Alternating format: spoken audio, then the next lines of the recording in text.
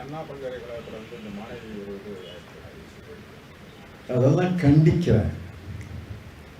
அதற்கு ஒரு காரணம், ஒரே காரணம் இல்லை, ஒரு காரணம் அண்ணா பல்கலைக்கழகம் உட்பட 6 பல்கலைக்கழகங்களுக்கு துணைவேந்தரே கிடையாது. இதெல்லாம் மிகுந்த வருத்தத்தை தருகிறது. புகழ்பெற்ற சென்னை பல்கலைக்கழகத்தில் 27 ஆண்டுகள் டாக்டர் லட்சுமணசாமி முதலியார் அவர்கள் துணைவேந்தராக இருந்தார். இன்னைக்கு அந்த சென்னை பல்கலைக்கழகத்துக்கு துணைவேந்தர் கிடையாது. தஞ்சையில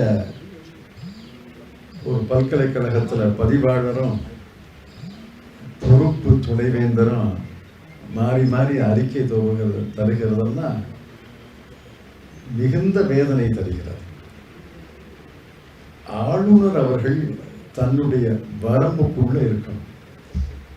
அரசு தான் அரசை நடத்த முடியுமே ஒழிய இரட்டை அரசு எந்த மாநிலத்திலையும் நடத்தக்கூடாது, நடத்த முடியாது.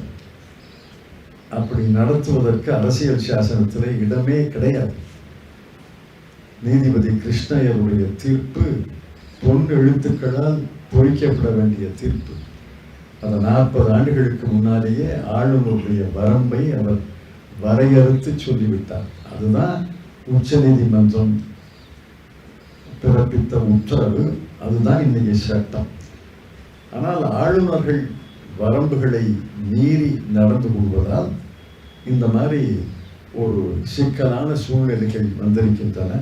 பல்கலைக்கழகத்துக்கு துணைவேந்தர் நியமிப்பது அரசனுடைய கடமை.